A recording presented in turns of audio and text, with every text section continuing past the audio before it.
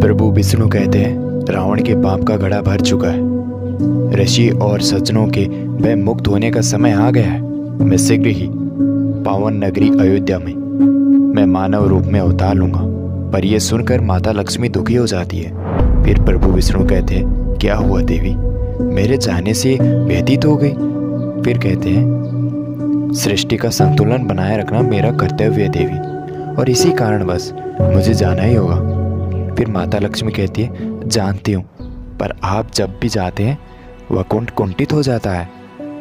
नारायण आपके कर्तव्य के यज्ञ के लिए वियोग की आहुति हर बार इस स्त्री को ही देनी होती है।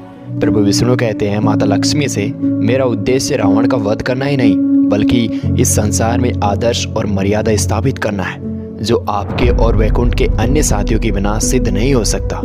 इसलिए इस अवतार में पूरा वैकुंठ मेरे साथ जाएगा देवी, और आप मेरी प्रतिछाया होंगी, क्योंकि अपनी श्री के बिना इस विष्णु का कोई अस्तित्व नहीं है देवी। वैसे ही सीता के बिना राम भी अधूरा होगा देवी। फिर प्रभु विष्णु अग्निदेव कहते हैं और हमें पृथ्वी पर यज्ञ होता हुआ दिखाई देता है, जहाँ पर महाराज दशरथ यज्ञ करवाते हैं, और महाराज दशरथ और उनकी पत्नियां होती हैं, और आग की तेज लपटें जो अग्निदेव को दर्शाते हैं, और सभी हाथ जोड़ते हैं और अग्निदेव प्रकट हो जाते हैं और कहते हैं पुत्र कामष्टि यज्ञ सफल हुआ महाराज दशरथ, और उसका फल ये पवित्र पायस, इसे अपनी पत्नियों को बांट दीजिए।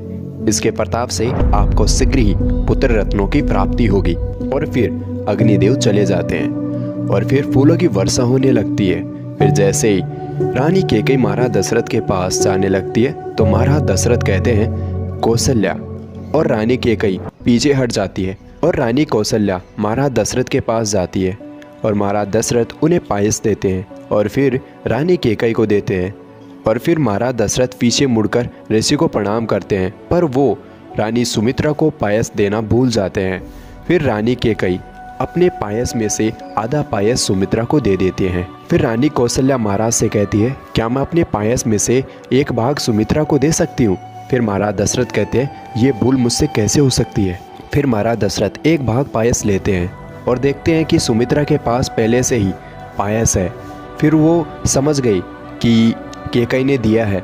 फिर महाराज दशरथ कहते हैं सुमित्रा अद्भुत है तुम्हारे लिए सबका ये प्रेम।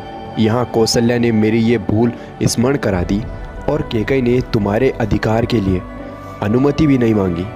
फिर रानी कैकेयी कहती है अनुमति किस बात की, इस पायस में सबसे अधिक अधिकार सुमित्रा का है, क्योंकि वो हम सबसे छोटी है। फिर कहती है क्यों कौशल्या दीदी। फिर रानी कौशल्या कहती है हाँ। रानी सुमित्रा कहती है आप दोनों ने सदाई अपने प्रेम की छाया मुझ पर रखी है दीदी, तो मेरा भी वचन है कि मेरी संतान आप दोनों के पुत्रों की छाया बनकर रहेगी।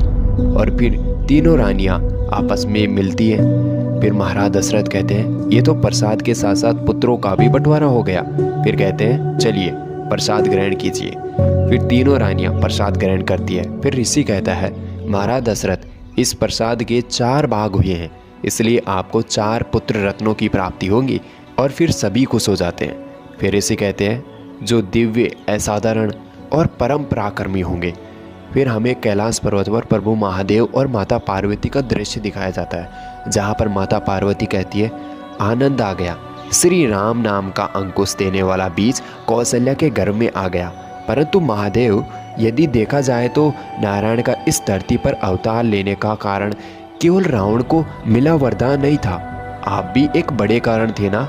तो आप उसे चंद्र आंसते थे, और ना ही वो इतना शक्तिशाली होता कि संसार के लिए संकट बन जाता। उसे रावण नाम भी तो आप ही ने दिया था। फिर महादेव कहते हाँ देवी, पर मैंने रावण को जो भी दिया उसके कर्म फल स्वरूप ही दिया। और आगे आप और भी वीडियोस देखना चाहते हो तो प्लीज़ यार सब्सक्राइब कर दो यार, ना तो आप कर ही सकते हो। सो जय श्री कृष्ण जय श्री राम।